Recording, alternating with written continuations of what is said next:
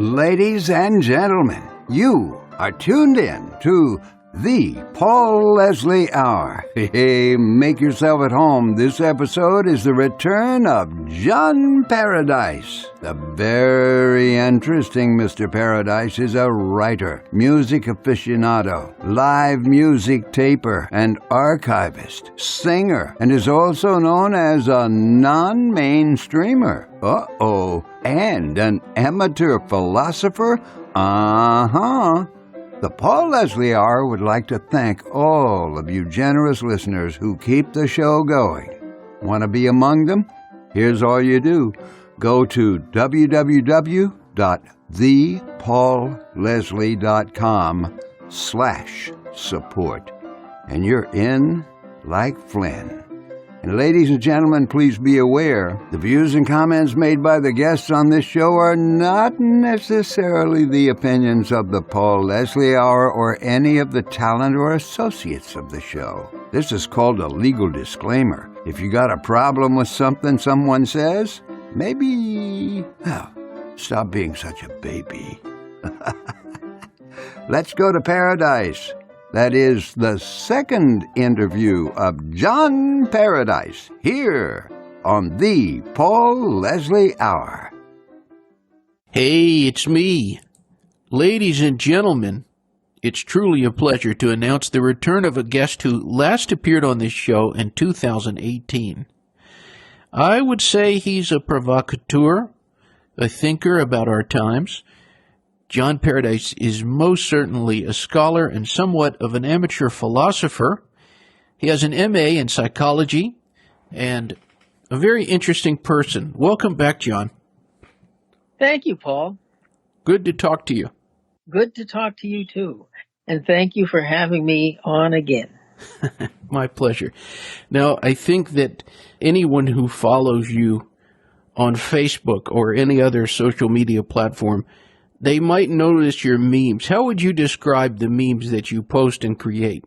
Well, the first word that comes to mind is, especially if I'm trying to explain to somebody in very few words, I would say if one were to look at my Facebook page, especially if they were an advocate or somebody who embraced the mainstream narrative, and even if not, they would have to say that it's a bit of a subversive Facebook page. Because I am relentlessly posting things, many different things, but especially my memes that are not fun at, maybe sometimes poking fun at, but just trying to cast doubt on and inform people against following the mainstream narrative. I see.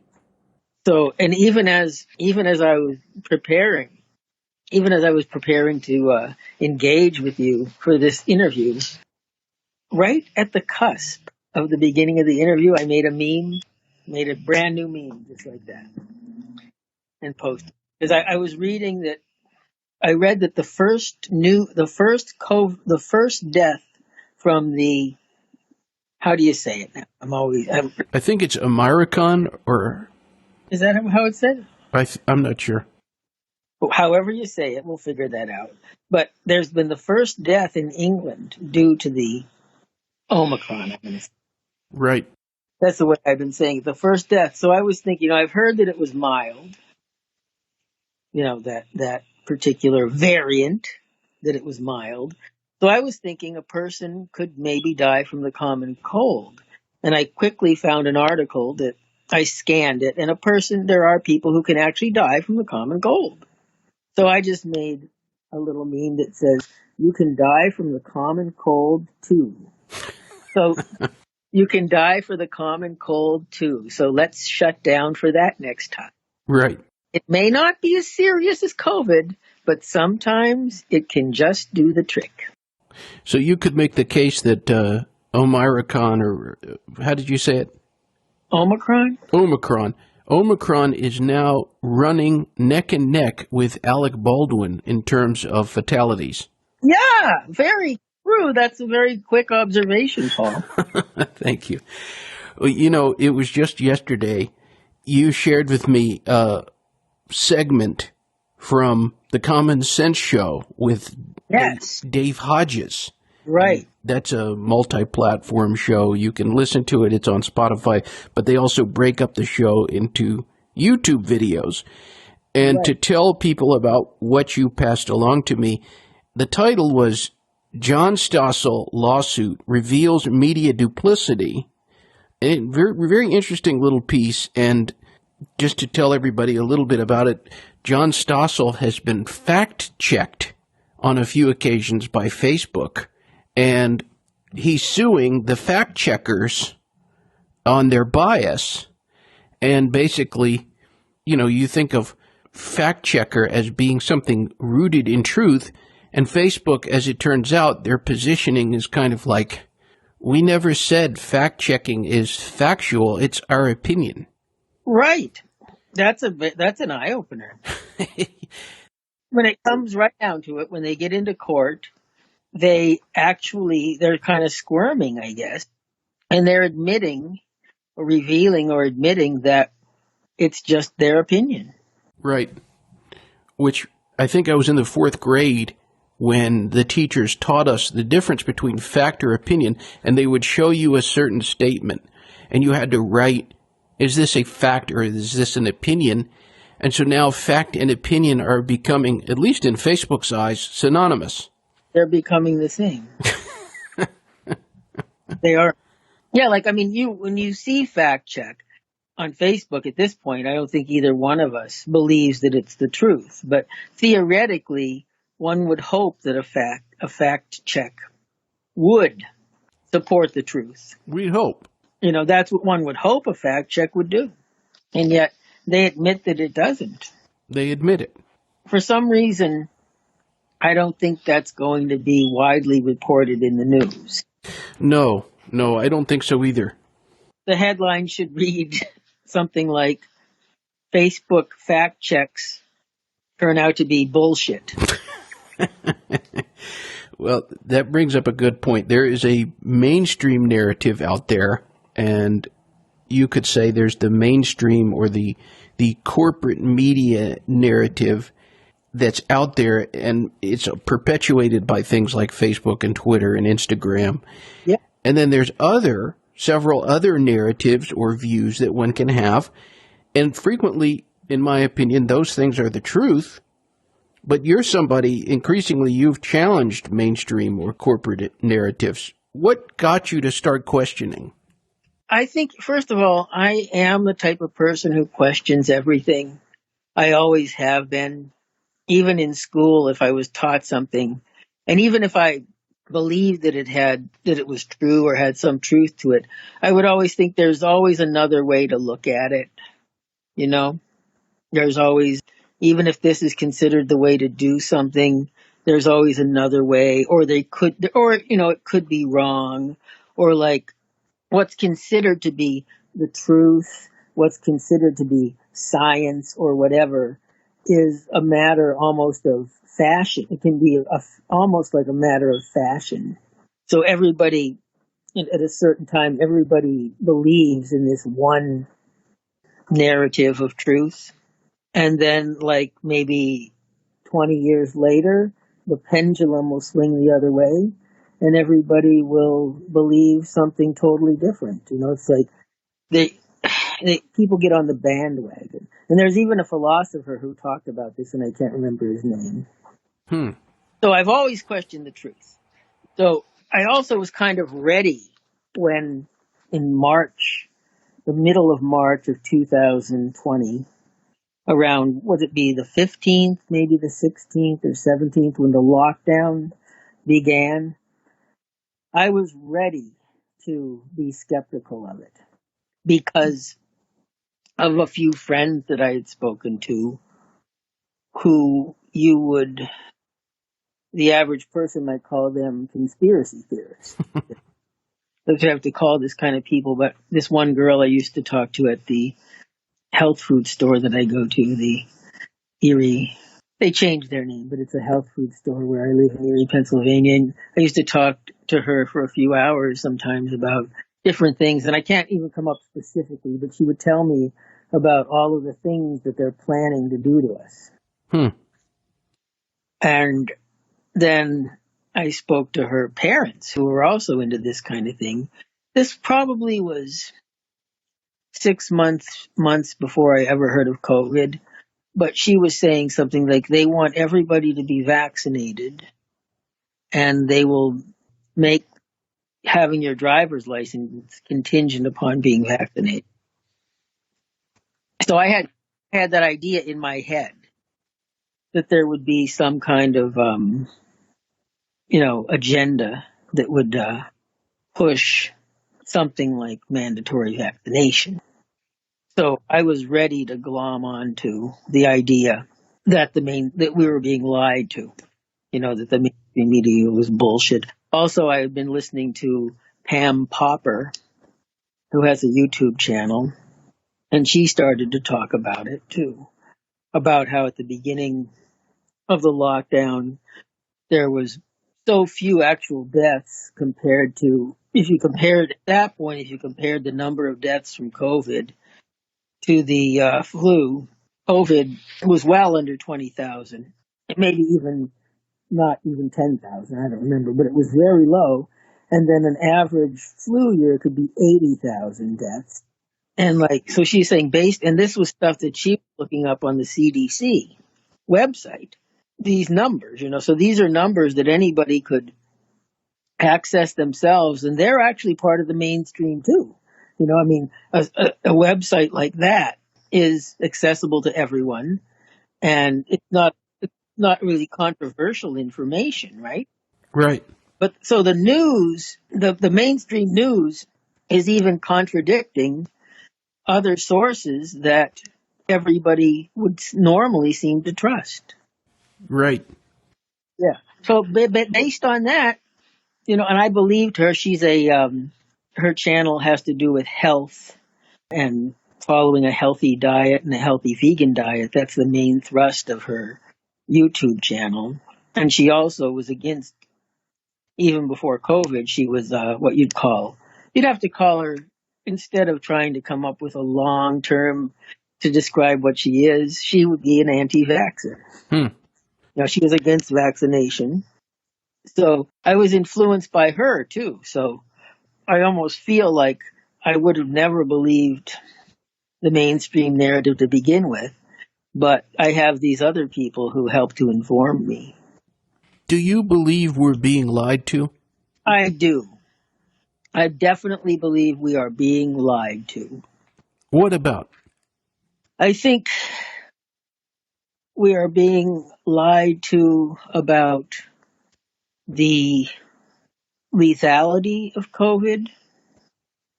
That's one of the things we're being lied about.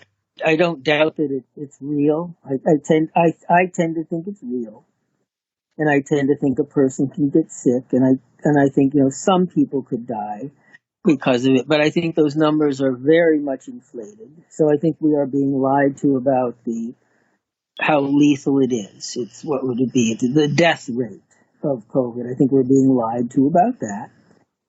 That's one thing we're being lied to. And I think we're also being lied to about it's almost, I feel like it's a duh type of thing to say this. Like, we're being lied to about the safety and the efficacy of the vaccine as well. But I'm so convinced of that, it's like saying, the sky is blue. Right. Yeah. Because I just believe that.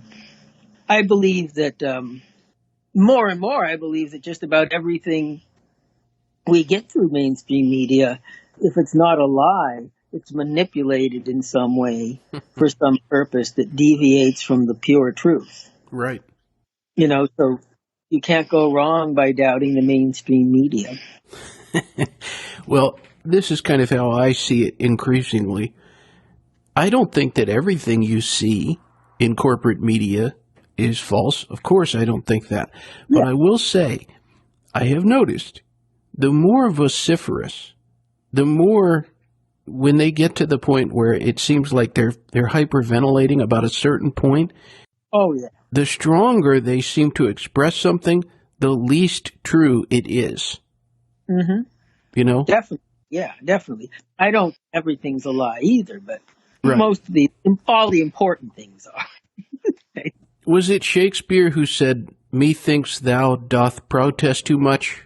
Yeah, I think the lady doth protest too much. That's it. Right. There it is. That's from Macbeth, I think. That's right, Macbeth. I think it's from. Well, we want to get our Shakespeare right so we sound smart, but I'm too lazy to look it up and be interviewed at the same time. But I think it is Macbeth. How does it feel to speak or when you write the truth? How does it feel to speak and write the truth? Yeah. Well, it feels really good to write the truth, and to try and what you think. Like in my case, I've done a lot of memes, so I feel great writing memes and posting them. That feels good. Speaking the truth can feel good too, but when you're speaking the truth to somebody who doesn't believe you, you don't have the satisfaction that you are able to imagine you have when you post a meme and in your mind you're thinking, I've just stated the truth and everybody's going to believe it. And I'm not getting any immediate flack, And I think most of the people who respond are of my opinion. Right. I have amassed a group of Facebook friends who believe what I believe for the most part. And I think that's a good thing. I mean, you want to reach people who don't believe. You don't want to always be preaching to the choir. Right. But I think it's to some degree helpful to join the herd of non-sheep, that group, not of sheep, but of whatever we would be. What would we be? We'd be like lions or something, to join. I don't know if they travel that way, but to get an aggregate of people who believe what you believe. And I think Facebook is going to see that. And I think hopefully that is going to have some power, because they say that they have the technology. This sounds paranoid. Now it does. It shouldn't sound paranoid now based on the way things are today. But the idea that if somebody said you're being watched, that sounds paranoid. But they have the technology to monitor everything we do. And if they want to, they will, So if somebody like me, I don't think there's anyone particularly monitoring me. Probably there's some kind of automated, computerized system that watches me when I get banned from Facebook or my account gets restricted. But I don't think I'm such a high profile person that any individual is watching John Paradise. But they could if they wanted to. So they are able to hear the voice. This is potentially powerful too. People are maybe afraid to say certain things when they're on the phone or when they're posting, because potentially in the future they feel they might get into trouble. But if enough people are saying, fuck you to the government and fuck you to the mainstream media, that's a vote in itself. I think they try to hide the fact that there may be a majority of people who don't believe them. They want to convey the idea that most people are going along with the narrative. But in fact, they would be the first to know if people are not. And that should scare them. Yeah. Because wouldn't they be the first to know? Well, there's indications here and there that they are aware that most people don't buy so many of the narratives that are put forth. For example, many of Joe Biden's YouTube videos, you would look at them as of a month ago, and there would be, 50,000 thumbs down and 800 people who liked it. It would be like 90% of the people, I'm pulling that number out of thin air, but almost everybody disliked this video of Biden or Kamala Harris speaking. Right. Well, now what YouTube has done is they've taken away the dislike button so that you can't see it. Right. Which would reinforce what you're saying. Yeah. And they try to make an excuse for that, like they don't want to discourage the feeling or hurt the feelings of the person who's making the video. Or appearing. But in fact, the person who makes the video can actually see the thumbs down. Right. Right? It's the public that can't. Right. So I mean that's a step to manipulate because they're trying to silence our voice. They're trying to silence the voice, the power that thumbs down has, because there's a resounding thumbs down to Joe Biden. There's a resounding thumbs down to believing in the mainstream narrative. And Right. there's a resounding thumbs down to wanting, the vaccine. I think. Well, John, are there heroes out there presenting what you believe is the truth but is contrary to the mainstream? You mentioned Pam Popper, but... Yeah. Well, Anomaly is one of the heroes. And also, there's another person whose name... Who? Oh, I can't... I'm just drawing a blank on her name. But we've talked about her before. She is anti-mask, and she's definitely anti-vax. Lives in Orange County, California, and she has been this way since the beginning. And I think I'm having a mind block because I'm probably, for the very reason I'm being interviewed, under any normal circumstance I would be able to remember her name. And she's a hero too. She's just as big a hero as Anomaly. The Healthy American. Wouldn't be Peggy Hall. Peggy Hall. I don't know how I could forget her name, but she is definitely a hero. Well, tell us about Anomaly. What is it about Anomaly that you appreciate? Well, I appreciate that he just relentlessly speaks the truth, and he's not trying to gain the favor of any one side when it comes to politically, because he definitely favors the conservative side. He definitely favors Republicans, but he will not just continue to worship somebody if they should fail in his eyes. So he was before the election, he was definitely a big supporter of Trump, for example. But over time, he has turned against Trump in a big way because Trump championed Operation Warp Speed. He really still advocates for the vaccine, and under Trump, a lot of trillions of dollars were printed up. And according to him, we look at the liberals and we think they're bringing in socialism that's going to ruin the nation. But one of the things he's famous for saying is the left is running left, but the right is walking left. So he feels that both sides are going in the direction of socialism and communism. And he feels that, and I believe this too, that the liberals hate Trump, but they should really like Trump, because under Trump, a lot of their goals have been reached through Trump. For example, Operation Warp Speed and pushing the vaccine. So Anomaly is not afraid to change his opinion of somebody just because there are a group of people saying, rah, rah, rah, this is our leader.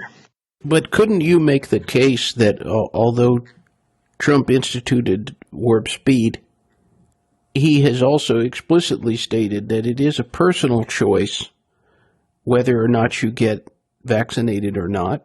Yeah, that's a good thing. Has he stated that a lot? I mean, you would know more than I would. Is that his firm belief, though, that... I don't know what he believes, but he has stated it. He has I like that. I'm glad for that. And I don't hate Trump either, as you know. But I'm skeptical of both sides. Right, right. You know, I am. There's this quote that I wanted to share that I thought that this really struck me. Maybe you've heard of this. Fear is the enemy of logic. There is no more debilitating, crushing, self-defeating, sickening thing in the world to an individual or to a nation. Frank Sinatra said that. Did he really? What do you think of that? I think that's great. Could you read it again? Would you mind reading it again? Sure. Fear is the enemy of logic. There is no more debilitating, crushing, self-defeating, sickening thing in the world to an individual or to a nation. Sinatra. Wow. No, I think it's true. Do you see that for the longest time it seemed like courage, fearlessness was something that people admired? It was something to aspire to. Oh, he's fearless. Mm-hmm. But we've been using this word mainstream. Doesn't it seem like in some ways fear has become a mainstream thing? It's like a virtue now. Oh, yeah, it's like a virtue. It's almost like you're a hero for being fearful, which is a contradiction in terms, right? Yeah. But, yeah, I mean, there used to be a time when, they used to say the show must go on, things like that. We have to continue. We have to live no matter what. But now the opposite message is coming through. They're trying to spread the opposite idea that we should be fearful. Like, I think in the past, like if somebody was sick, like especially if a family member was sick, like the mother or the father, whoever's attending to like a sick child, would nurse that child back to health, even if there was a risk that they would catch what disease if it was a contagious disease, they would still feel that without even thinking about it, that they would have to take care of this child, for example, regardless of whether they were at risk of catching the disease. Isn't that true? I think so.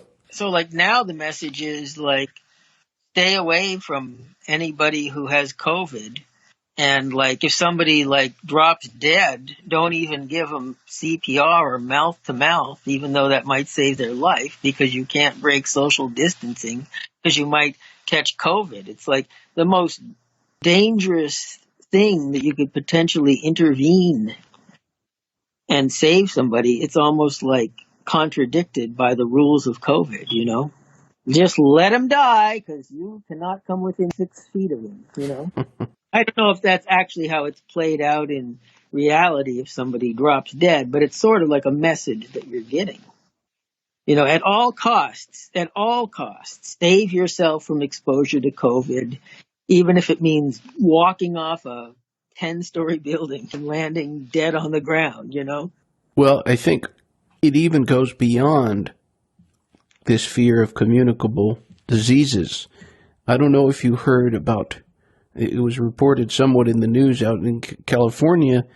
I think it was on a subway or I believe it was on a subway car, where a man was attacking a woman, and nobody, not one man, not one woman, nobody intervened, just allowed the attack to continue. Mm-hmm. I've heard about things like that happening, and I think that was happening even before COVID. We're more like a nation of spectators. People, you would think, you could imagine that they wouldn't help, but they'd probably all make videos of it with their phone.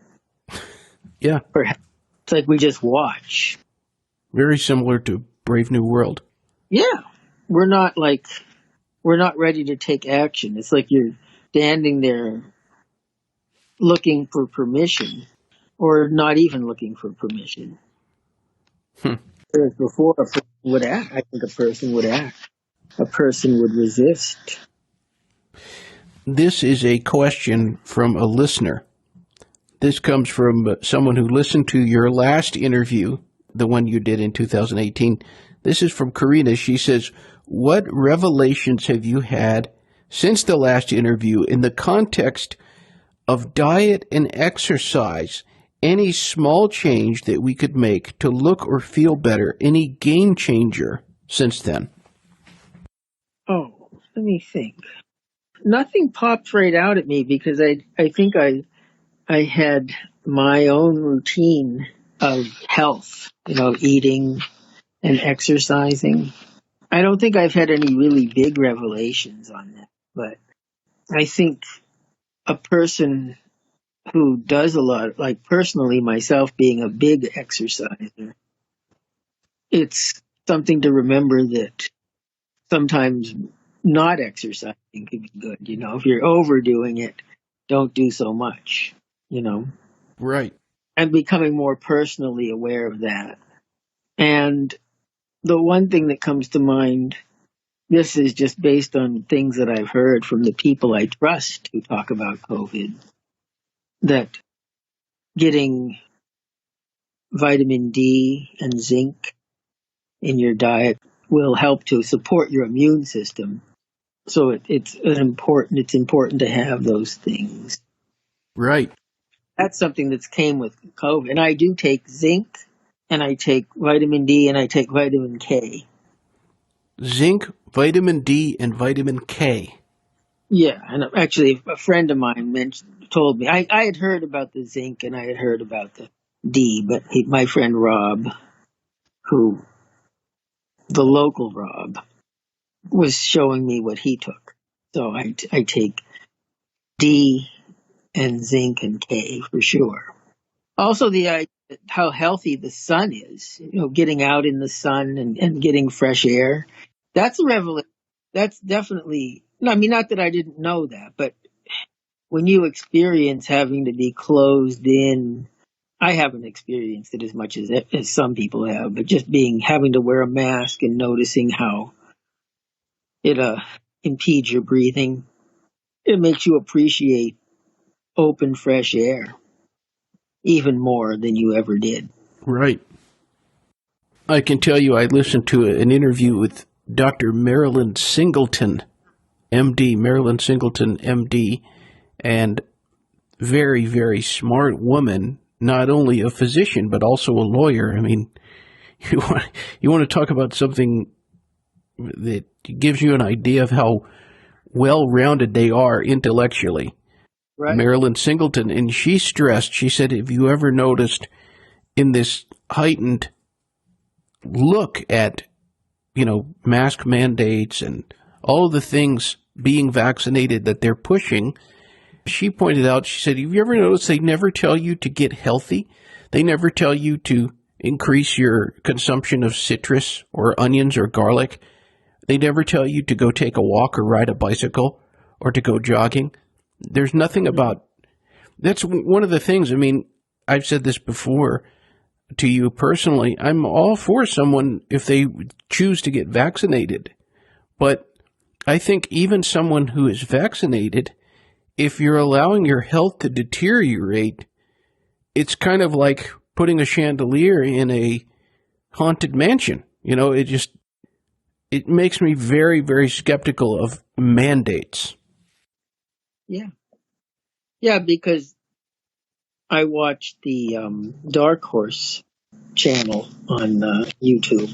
That's hosted by, again, now there are so many people, there are so many alternative sources. I cannot remember all of their names. But Brett, I can't think of his last name. I think it's Weinstein. And his wife's name is Heather, and they are evolutionary biologists. And one of the things, I think, to him, the lowest hanging fruit to protect us against COVID when the so-called pandemic began was to take vitamin D. Right. And he said that is, there's just all kinds of scientific evidence that shows how important it is. If you are not low in vitamin D, then taking more isn't really going to protect you. But if you're low in vitamin D, it makes you very vulnerable for COVID-19. And a lot of people are low in vitamin D. Right. And the people who are obese, it's harder for them to absorb vitamin D. So this is an example of an educated, scholarly person who I trust, who is saying that. That's important information that they never told us. Or if they did, they gave us short shrift. I do remember Fauci mentioning it maybe once, Right. something vitamin D, but maybe he just did that to cover his butt.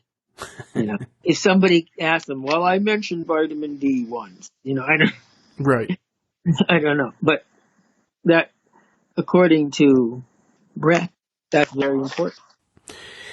What would you say to anybody out there who's listening who they maybe have never considered thinking of things this way, and maybe they don't believe everything you believe, and that's totally normal, and I would encourage people to remember that if we all agreed 100% on everything, that's as close to dystopia as you can get. What would you say to that person who's saying, I have to say, I think John Paradise is making a lot of sense here? What would I say to them? Yeah. I would say keep an open mind and look to other sources of information other than the ones that you've been looking at. If you've been just watching mainstream news, give alternative sources a chance and listen to them. Don't just assume that they're wrong without listening. That's what I would have to say. And I would like to actually say to everybody, no matter what side they're on, I think it would be great if it would be possible that we can all remain friends and not hate each other and want to lambaste each other with our opinions. Right. Which is exactly what I want to do. I am very angry. It's easy to hate in the situation that we're in right now. It's easy for me to hate people who disagree with my point of view. Right. Because I really believe that the mainstream media and government and the elite they are really attacking the common citizens of this world. Right. So I am very upset about that. And I am 100% sure that even if I don't know exactly what's happening, maybe I'm not, there's some conspiracy theorists know exactly every detail of what's going on. I don't claim to know every detail of what's going on, but I am 100% sure something is wrong. Right. To quote Shakespeare, there's something rotten in the state of Denmark. I mean, can we at least agree on that? Maybe the elite really aren't lizard people, okay? But if you don't know exactly what's wrong, something is not right. Right.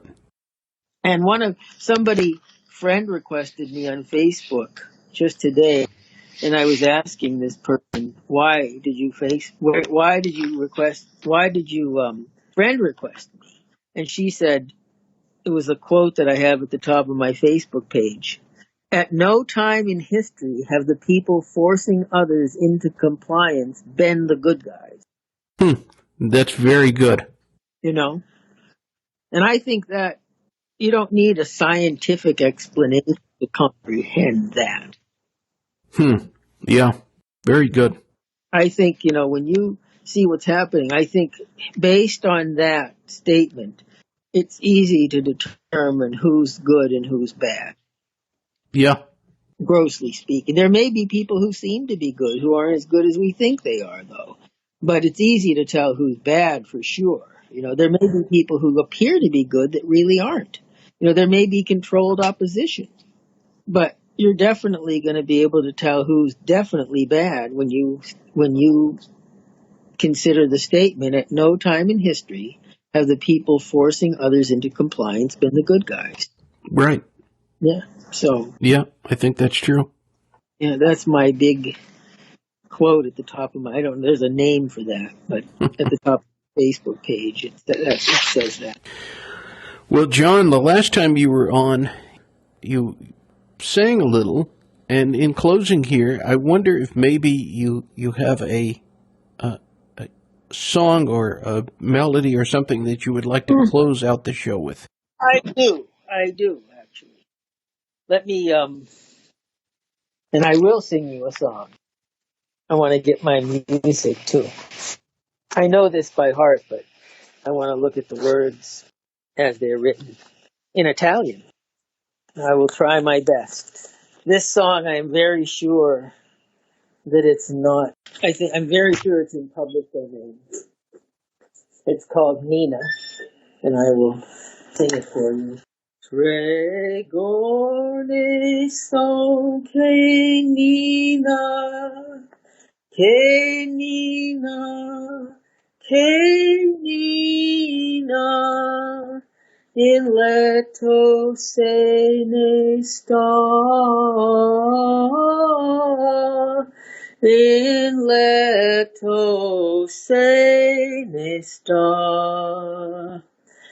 Pregone so che Nina, che Nina, che Nina, in letto se ne sta,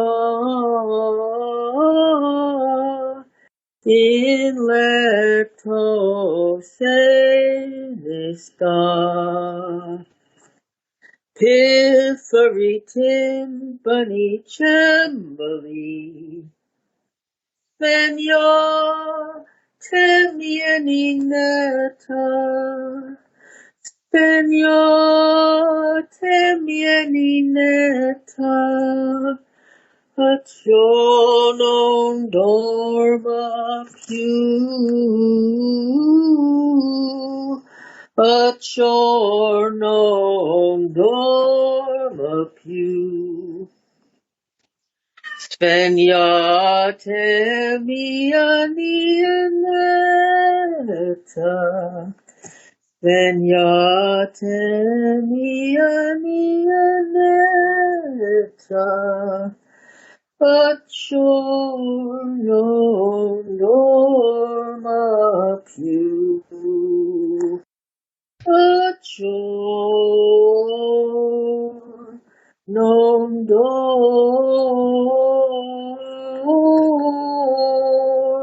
più.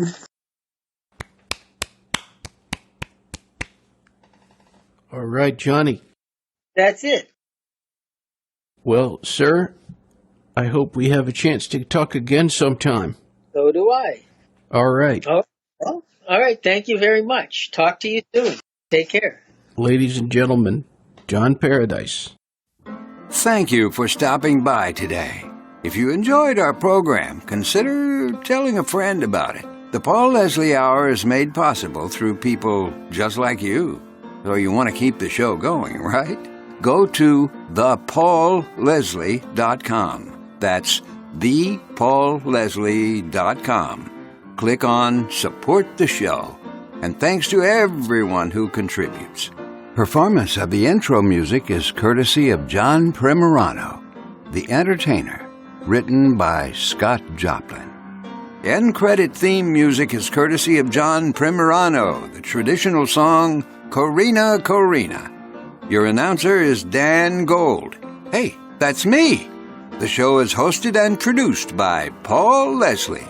And we'll see you next time on the Paul Leslie Hour.